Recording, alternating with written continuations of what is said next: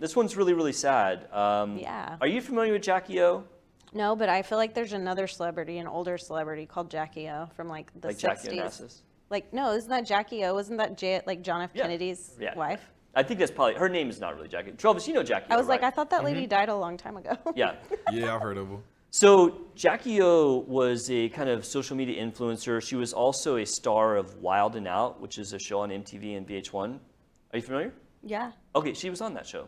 Okay. I need to see a picture of her. She was Do one we of have the a Wild picture? 'N Out girls. Yeah, she's. Oh. Yeah, she looks familiar. I know I've seen her picture. She's also the wife of the YouTube star, actor, and comedian DC Young Fly. I wasn't familiar with him. No. But anyway, very sad. She actually passed away 2 days ago in Miami. And all the details are really not out there yet on this, but there's a little bit, so I thought we would talk about it. She apparently died from complications after a mommy makeover. And so, I mean, that's kind of a big deal. I mean, she was a healthy 32-year-old, no medical history that anyone has ever spoke of, mother of 3. And, you know, she underwent an elective surgery, which, as we've talked about in the past, the risk of death from elective cosmetic surgery should be like 1 in 300 to 500,000. So very, very, very rare, unlikely. Now, there is one exception to that, which we'll talk about. So, like I said, this is all, the details in this are a little sketchy. I'm just going on news reports. I mean, there are some things that are known. She did travel from her home out to Miami to see Dr. Zach, which I had never heard of Dr. Zach. I guess he's like one of the Instagram doctors that is... he probably does like a lot of influencers, and that's how she got... I don't know. I think he's done like 1 or 2, yes. His name is Dr. Zachary Oka. I think we have a picture. And this is the crazy thing, is he posted that on his social media, I think Tuesday or Wednesday, that picture on the right. That's the doctor with her. It's since been taken down. It's not up anymore. So she traveled out to Florida. It's unknown what surgery she had. It just said she had a mommy makeover. So mommy makeover is kind of like a wastebasket term for... But it's usually like tummy tuck. Yeah, typically it's like tummy tuck and lift. breast, or, you know, Brazilian butt lift and breast. And this guy, Dr. Zach, is a stated liposuction and BBL specialist. He does a lot of BBLs. So don't know that she had a BBL, but certainly there's a high possibility of that. Yeah, that's his specialty. So of course, anytime that there's a death, you know, I do want to check into the surgeon. So Dr. Zach, you know, did a full plastic surgery training. He's not board certified, which, I mean, he's board eligible, which means he's done all the proper training, but he didn't ever get his board certification, or at least maybe he's in the process of it. You know, like, what does that mean? I mean, it may mean nothing. I put off getting my board certification like a year after I started my practice. Well, don't you have to take a test? Yeah, it takes 2 years to get it. So I didn't get my board certification until like 2013. Even after you take the test, it takes 2 years? No, so what you do is you take a written test the first year. You have to pass that. Then you have to do a whole year of collecting cases that you then present to the oral part of the test. So either he's in the process or he failed the test. I mean, I don't know. Yeah, either he's in the process or... the thing is, I think he's been in practice for 6 or 7 years. So it is a little bit unusual he doesn't have his board. Because if you're board eligible, there's no reason whatsoever in the world that you wouldn't get board certified. Because if you're not board certified, you can't practice in a hospital. Yeah. And so, I mean, you can if you're board eligible, but if you end up not getting your board certification, that affects where you can work. Mm-hmm. So, I mean, it's a little questionable. There was also some reports that he did this as a free service, which that does happen where plastic surgeons will operate on celebrities for free just for the notoriety. So as I said, there's not a lot of details about this. But of course, you know, with everything is there anything to learn from what happened here?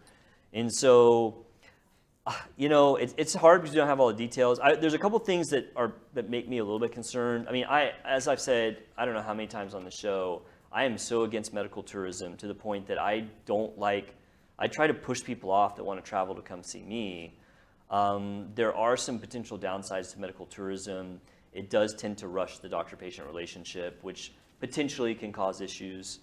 So I'm not a big fan of medical tourism. What's the max that you would like let people, like 8 hours away, 4 hours away? I mean, they have to be able to travel to me if I say I need to see you. And so I recently did a surgery on a girl that lives out in Amarillo or Lubbock, which is 4 or 5 hours. I've done surgery on people from Houston, Oklahoma. I think I did one from Arkansas. I've had people inquire about traveling from like California just because of my social media and stuff.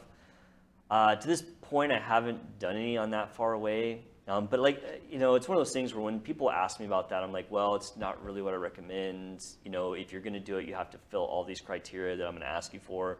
And so that kind of turns people off a little bit. Because, as I said, there are downsides to it. Yeah. The other thing is, did she have a BBL? I don't know how many times we talked about Brazilian butt lifts on this show. Yeah, no, BBL. I do not like them. The literature clearly states that the risk of death for a BBL is 1,000 times higher than that of other plastic surgeries. Yeah. We talked about the risk of plastic surgery death for elective cases being, 1 in 300 to 400,000. For BBLs, it's 1 in 3 to 5,000. Yeah, I feel like if you want a better butt, you should just hire a trainer. I feel like that's cheaper. It's hard to do. I mean, I get people's feeling because, there is that desire to have that kind of round, buttocks look. And it's hard to get just from working out, because when you work out hard, I mean, if you're working out too hard, then you lose the fat. And then you get like the more muscular look, which, some people aren't shooting for. The question about the board certification, I mean, I always encourage people to find a board certified plastic surgeon. There's no reason whatsoever that someone shouldn't get it. And so if someone doesn't have it, is that, notable or some, I mean, potentially. Yeah, you should question it for sure. You should be like, okay, why didn't you get your board certification? But it's very, very sad. And it could be something just totally random. I mean, honestly, if I had to guess, and I don't know this at all for sure, but it probably was a BBL, and there is a stated risk of death from BBL from fat embolus, meaning when you're injecting the fat back in, it gets in your bloodstream, which is a lethal scenario. Yeah. And that's, if you had to guess on what happened, it's probably that. It could be an anesthesia issue. I mean, that's less likely, but there is risk associated with anesthesia. Yeah. I mean, definitely something that we'll follow up on, just to make people aware. I mean, we want to make sure that people are having plastic surgery, it's safe. We want to make sure when people are seeking out plastic surgery that they do all their homework to make it the safest experience possible. So one thing that I did hear on social media. Oh yeah, tell me, Travis. I looked. I didn't know any more than I just said. What do you got? Yeah. So some people, like some reports were like saying that it could be like heart failure or something like that.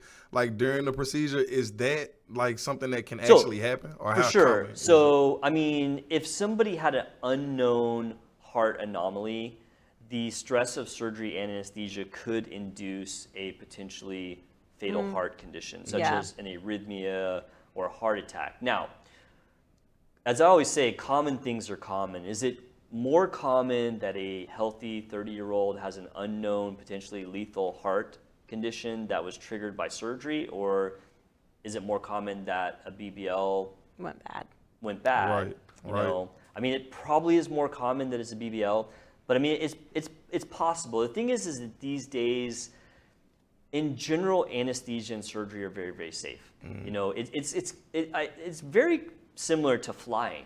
Right. I mean, if you spent your whole life flying, trying to be in a plane crash, you probably never would. But there's always that risk. Right. And so, as of right now, we can't say. I mean, there's not enough data. I'm sure it'll come out like what potentially happens. Yeah, because he'll have to like. The one thing I will say, Travis, specific to your question, is if you get a fat embolus, the end result of that would be cardiac collapse. I mean, and so, if you get a fat embolus, you're going to go into cardiovascular failure, and maybe that's it. I don't know. I mean, I just don't. I can't say. I wanted to find more information, but right now things are just really limited. Absolutely. And so, if we learn more, we'll talk about it. Absolutely. I mean, if it's straight up from a BBL, if it's just like another BBL death, I mean, at what point are we going to stop doing this? Well, I mean, so far I've learned don't go to Florida and Don't go to Florida. and get a board certified surgeon. Yeah.